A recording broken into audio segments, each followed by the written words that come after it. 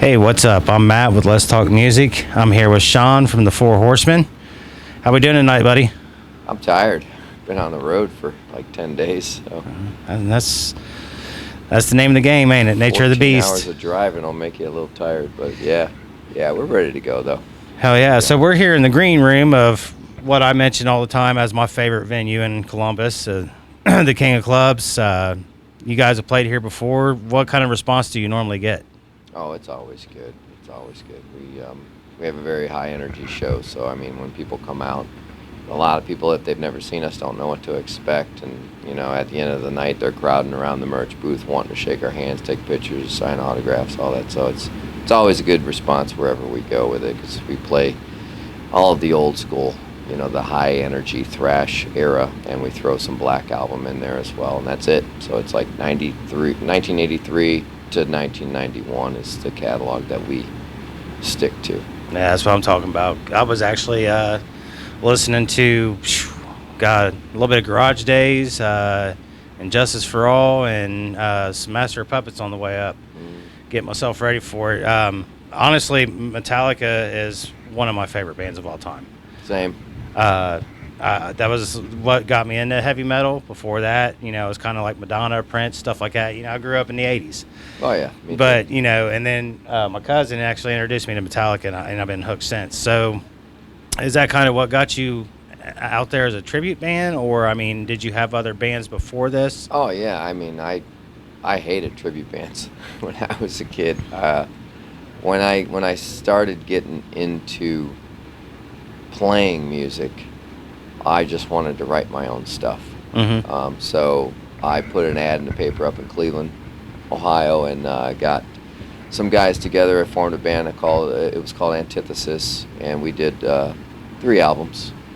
There's a lot of politics in music. Yes. And I didn't realize what was coming down the pipe for our band. So we basically we got ripped off by the label that we were with. And I just soured my attitude, because they were selling our records in countries that we didn't have any distribution deals with, so there was no way to track the sales. And I basically told them, you stole the things that I created in my head.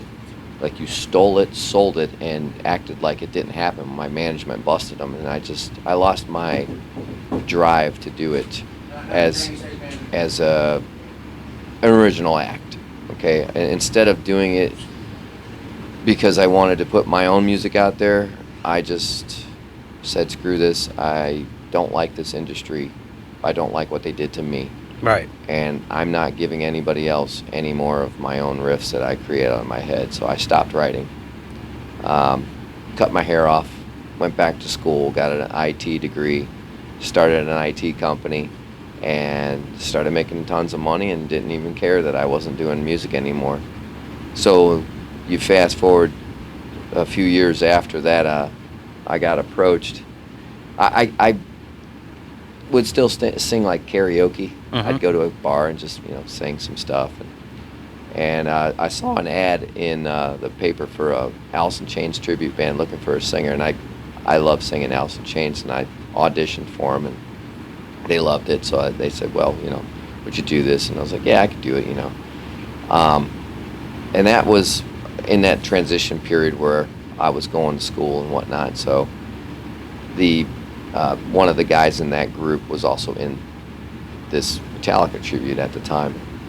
They lost their front guy a couple years after I had stopped doing the Alice in Chains thing, and said, you know, can you play guitar as well as sing?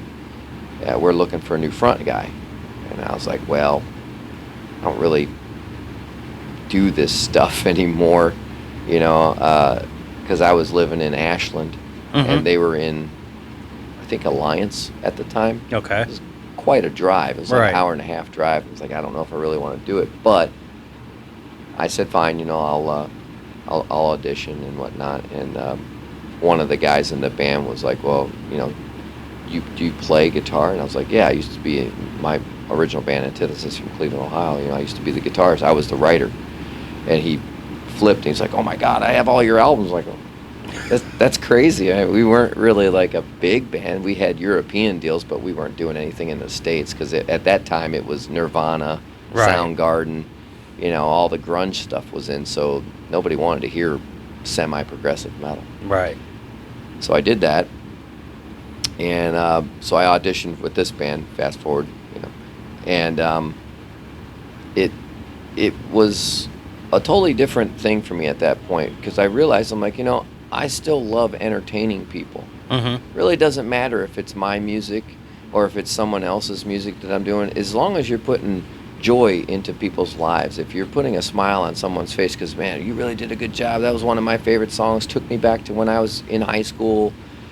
Things like that is what started to really matter to me. It's like, why was I hating on tribute bands and cover bands and all that when I was a kid? It's entertainment. But I just Right. didn't see that as a young man. I thought, oh, if you're doing a tribute, you're just a leech. You're just, trying to get fame off of somebody else's work. But then I realized like how many people get influences, like even Metallica has. I mean, there's people that are putting old songs up of other bands where like, this is the exact same riff that Metallica put into one of their songs, and Oh, it yeah. was out 10 years before Metallica Yeah, I mean, Diamond Head was a big one that Metallica.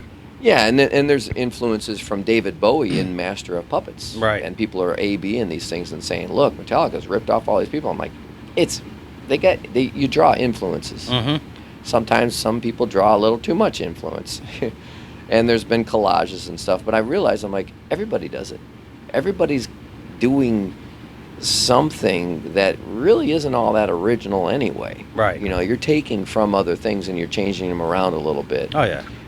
So I pulled back from that whole hard-nosed mentality about if you're not original, you're not real musician or whatever. I pulled back from it. I said, it's not about being what. It's about putting laughter, hope, love, energy, something fun into people's lives. Be an entertainer and be damn good at what you do. I like that. There are people out there that work really hard throughout their week, Mm-hmm. throughout their lives, and all they're looking for is something to feel good about on the weekend. Right. So right. when I do this band, I have, since the years of when I first joined, I've had to replace people multiple times. Yeah. I took over the band and after a couple of years after being in it, and it just started shooting to the moon, and I'm a jerk. I want people who can really play well. Right. I don't want to slop through these songs because these songs were part of a very broken childhood that I had, and they were my fight songs. It was like, these songs mean something to me. Right, yeah. So when I listen to my old music and stuff, a lot of old memories and stuff come back where it was like, I didn't even want to be on this earth anymore. I was so sick of my life and the broken family that I had and all that. I just wanted it to end. Mm-hmm. So when I hear these songs, it's like, this is what kept me going, was this new sound I had found. My older brother's friend was walking down the middle of my mom's street blasting Sanitarium. It was the first song I ever heard by Metallica. And I was like, holy shit, what is that? And I run downstairs and I'm asking him, let me borrow your cassette. And he's like, fuck you, get your own. But as a kid, it was just like, holy crap, I gotta find that. Right. So this really gave me hope in a hopeless situation, So I think that's why I'm such a jerk. And, a lot of people that despise me in the music community in Akron and Cleveland, and it doesn't matter. It's like, the more success you have, the bigger the target. Mm-hmm. And my success is because of how driven I am. I'm unrelenting. I don't sleep on this. Every day is, what can I do for the band? Right. So I had a very successful IT company. It was making a ton of money. Gave it up to do this. Well, and damn. I work 10 times harder at this than I ever did at fixing servers and laptops and domains and email and all that stuff. But the passion, I'll say, do you love this? the passion is being an entertainer and seeing people smiling out there, singing the words. Like I said, I don't care if it's my song or not. What I see is people enjoying their lives for a couple hours. Mm-hmm. And that means everything to me. And that's probably the most detailed and greatest explanation I've ever heard, man. I mean, I've talked to a lot of guys like, man, what got you into it, this and that, and that was great. You know, Well, and it's from the heart, you know. right. It's And real. this is my first time seeing you guys, so I'm excited. Like I said, Metallica it's one of my favorite bands. Can't say that I'm too thrilled with the way they've gone, but that's the music industry. You know, you got to change with the industry, or you ain't gonna be in it. Well, look, James did make a good point. I don't know when this was, but he said, you know, I'm not going to write the same song for 40, 50 years, whatever it was. Something, quote that was similar to what I just said, not word for word. But as a kid, I didn't understand that. At 16 years old, seeing them put the Black Album out, I was like, at least it's very heavy, very groove. He's got the Right. powerful vocals, great solos. The whole thing was just, it was gold. But it was more commercial, and I could hear that. Fast forward to 1996, I'm 21. They're hyping this Load album to be the heaviest thing they've ever done. I'm like, all right, I'm down. I can't wait for this to come out. And then it sounded like country rock to me. And I'm like, why did they cut their hair? And why are they wearing makeup? And why do they have nail polish on? Right. This is not the Metallica I grew up with. So for me, and even James will tell you, he didn't like that direction either, but he allowed that to happen. I think it might have been Lars that wanted to experiment and try things. Maybe wanted to go along with whatever was popular at the time. I don't know. But I wasn't identifying with it. Right. And a lot of my friends weren't either, and we just kind of fell off the boat, you know, and found other bands to fill the void. Me too. Yeah, I honestly, I feel like Injustice was my last favorite one. I could groove with the Black Album, but I mean, as far as heaviness and just the Metallica I was used to, Injustice for All that was about it for me. So, I mean, the fact that you guys play all the old stuff is going to be great. Yeah, I mean, if we have a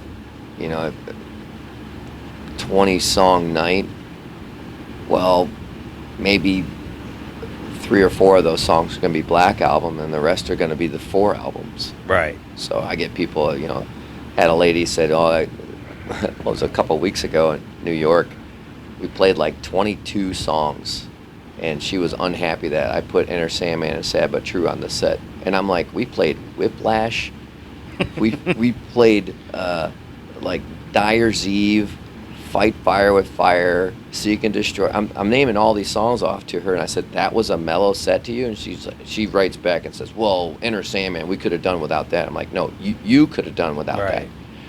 Metallica wasn't even a blip on the radar until the Black Album. Right.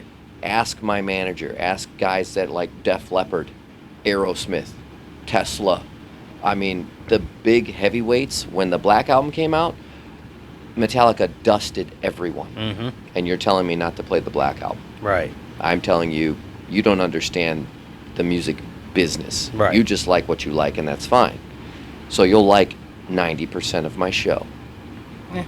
What about the instrumentals? Orion and Call to Cthulhu? Do you guys ever play that?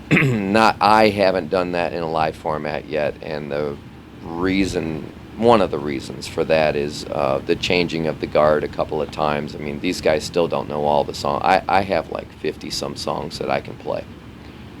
They're catching up slowly. Okay. But that's because I told them, don't slop through it. When you're ready for a song, I want to hear it. We're going to sound check it, because we never have time to practice. We're always on the road. Right. So we'll sound check a song.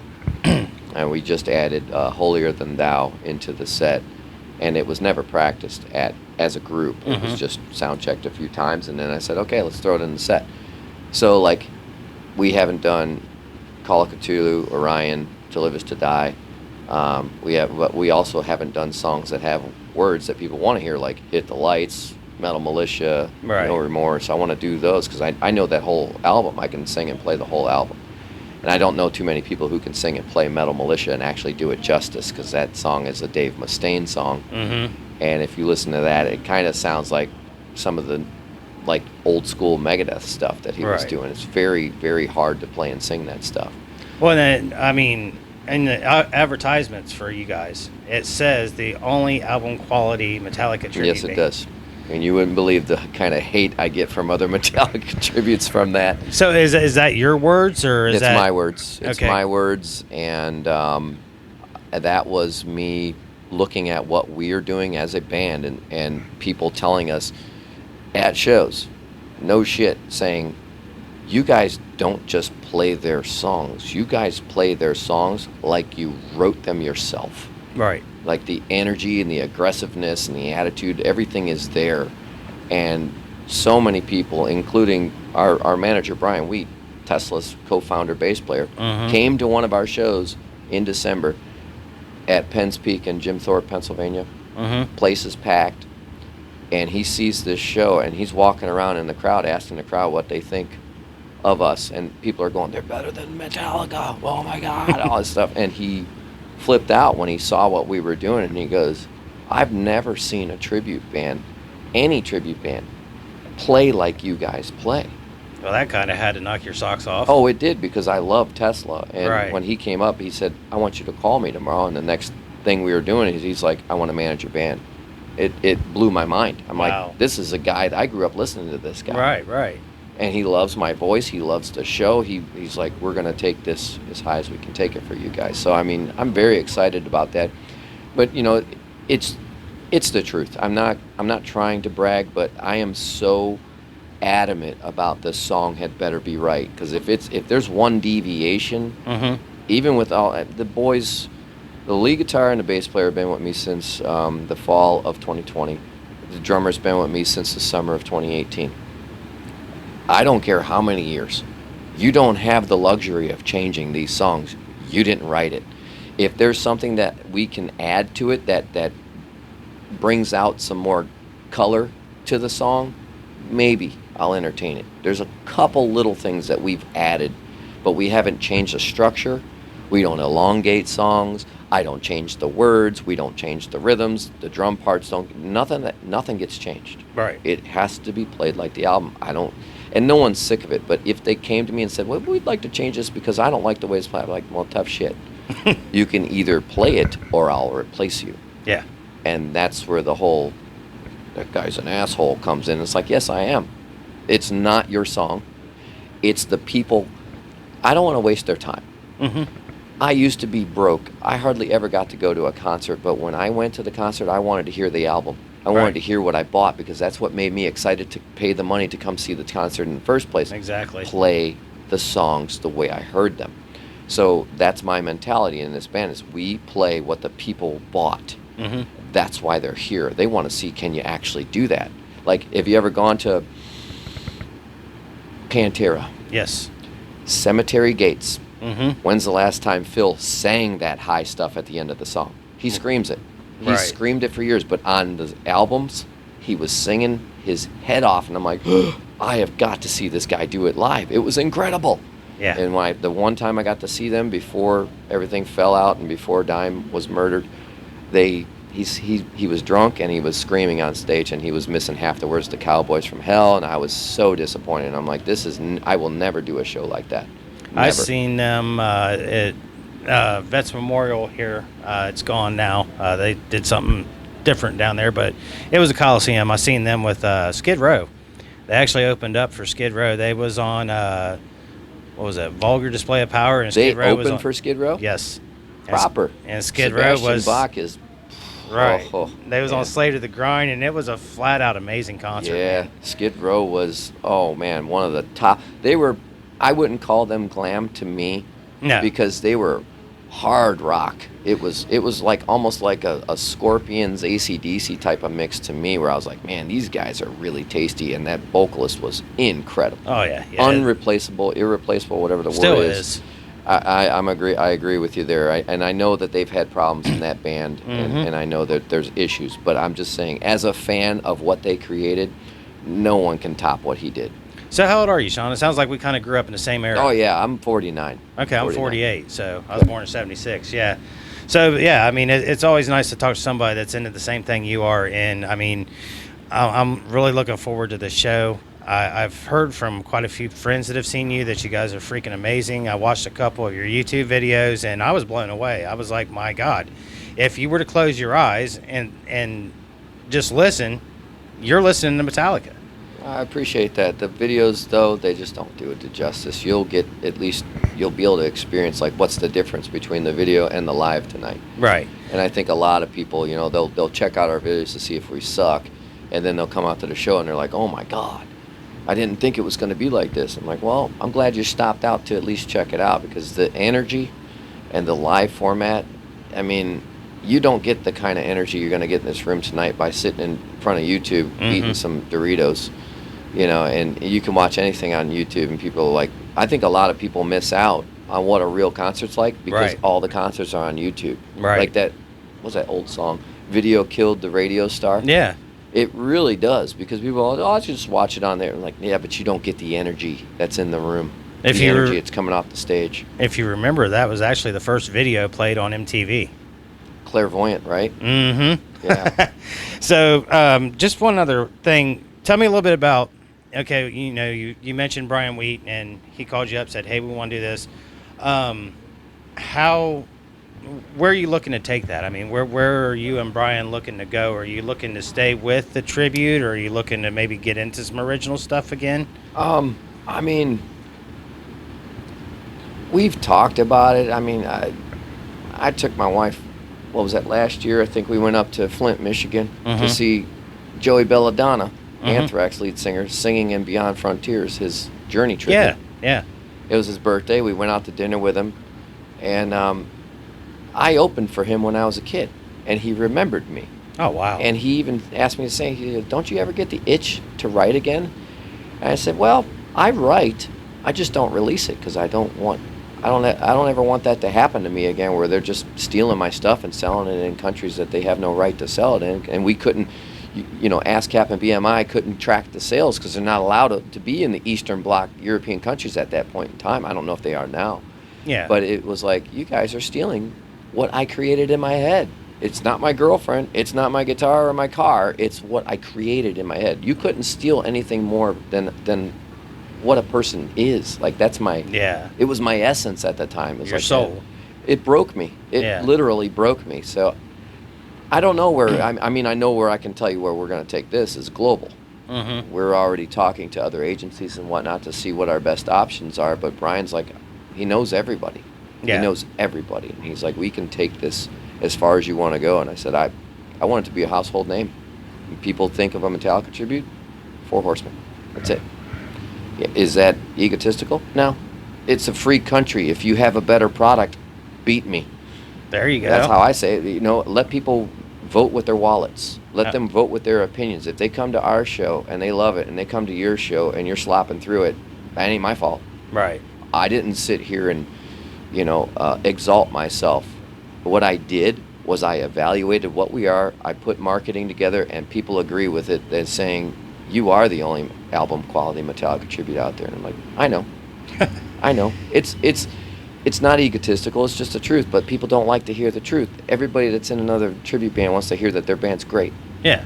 Well, but I mean, you got to say, hey, look, Brian Wheat is... Yeah, well, I can say that. I couldn't brag about that and say, how many of you other Metallica tributes have representation? Right. None. Right. And we're the only one. But I don't go publicly out there and try to bash anybody. I'm just doing my job. Yeah. I mean, you couldn't ask for a better producer or, you know, a manager or a publicist. So, like I said, I've worked with Shauna for probably 4 or 5 years now. She's very energetic. She's positive oriented. So is our social media guy, Doug.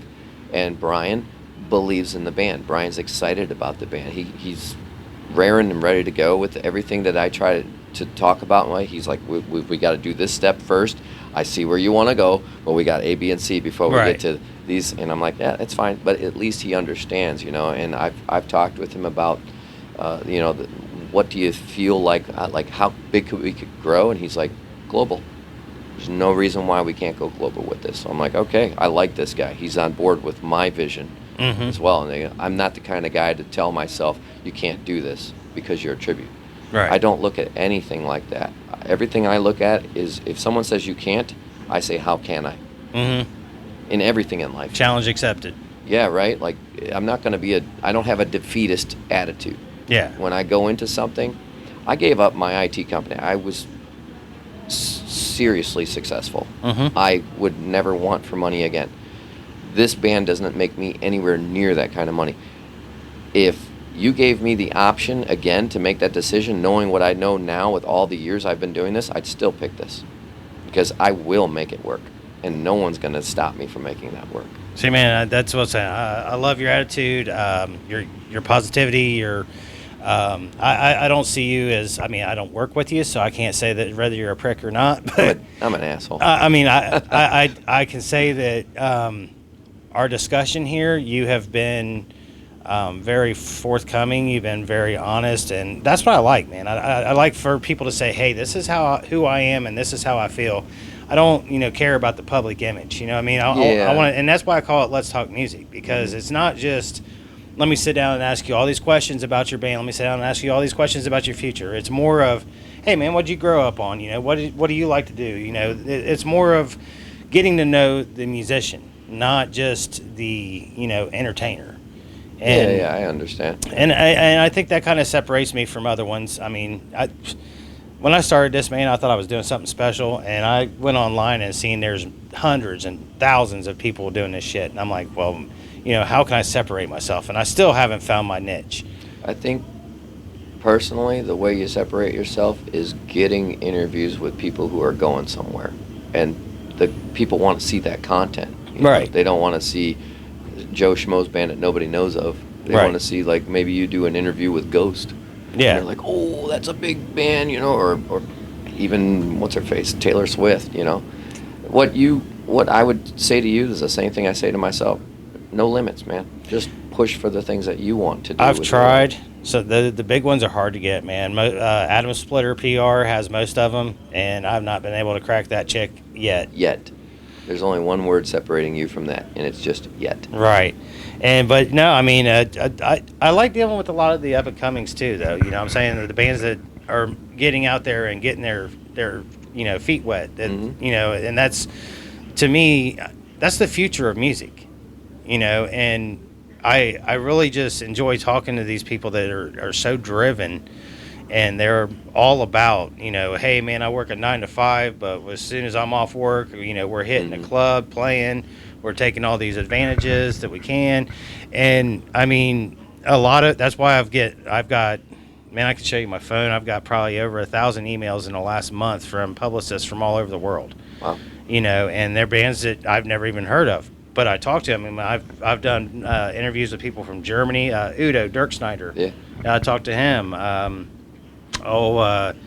There's been bands from Poland, England. I mean, I'll take whatever. I mean, I just Never know what's going to break. that, and I love music, man. Yeah. And I love talking to like-minded people. I grew up just like you, listening to just music all the time. I never really had the, I would say, the patience or the talent to do it. Mm-hmm. So this It does is require sacrifice. exactly. I mean, when I was a kid, I worked right out of high school. I didn't want to go to college. I worked every stupid job you could think of for years and years, and that's why I got frustrated, because I was in a band. I had no money. I was broke all the time. I had nothing to offer anybody. But I had that love for the music, and I was practicing all the time. But when you get into your 30s and you're still broke, it's like, okay, it's time to be a real man now. Cut the hair off, go back to school, and start over. Right. But it's so funny. I learned how to build an IT company, and I took the concepts that I learned from the School of Hard Knocks. Mind you, I didn't have any business coaches.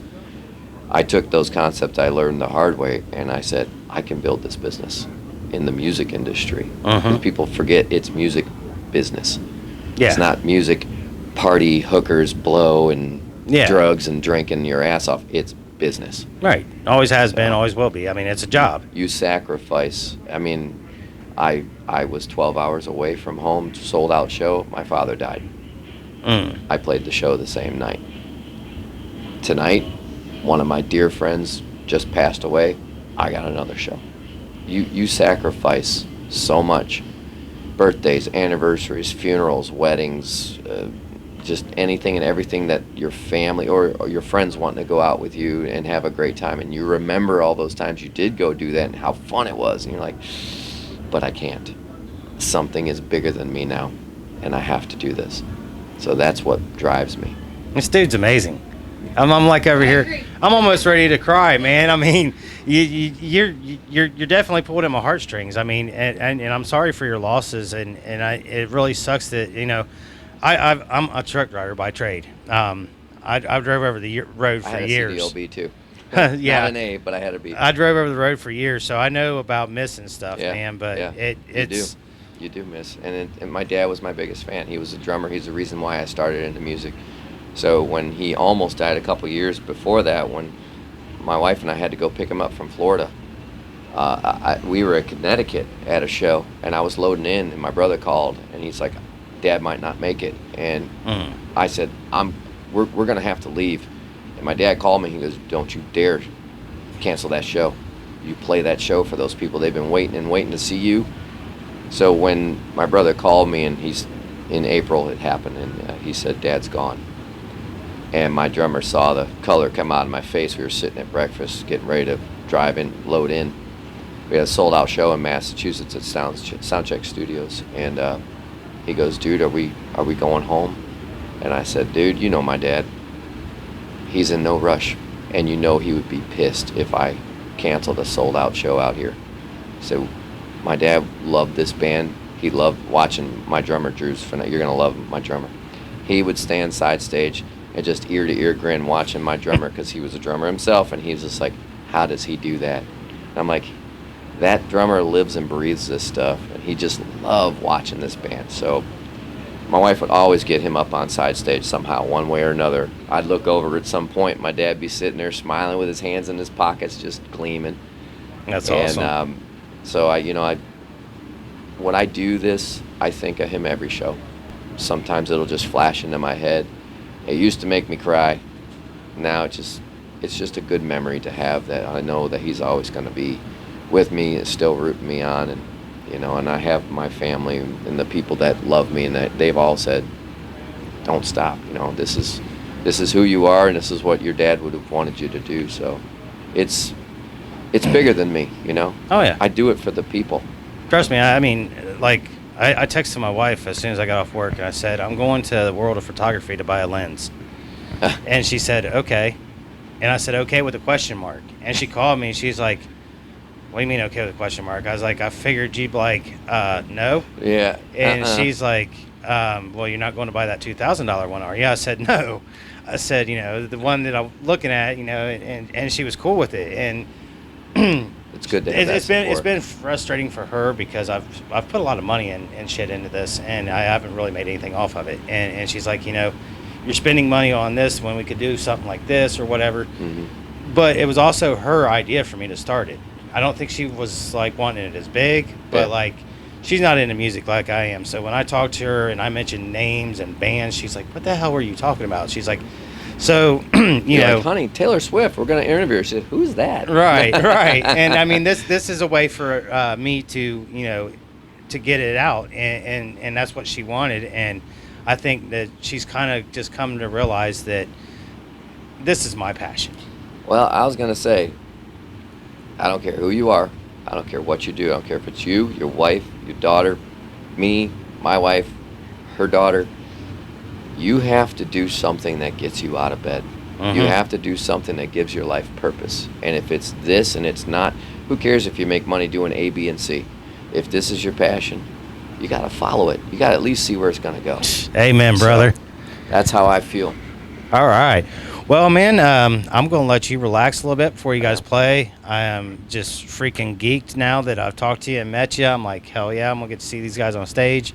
Glad you're here. It's going to be fun. I'm looking forward to it. And, if they're in a town near you guys or in your town, Four Horsemen, where are you guys heading next after today? We are going to Wayland, New York for the 4X Summer Concert Series, big outdoor event thing. That's going to be tomorrow night. Then after that, I get to come back to Ohio, and I got a couple weeks off, so got a lot of stuff to do. Hell yeah, man. Catch up on. I live out of a suitcase in a van. Yep. Well, Sean, I appreciate your time. Thank you for talking with me, and looking forward to getting some good pictures and hearing some great music. Sounds good. Good to have you guys here. All right, man. Thank you. Got it.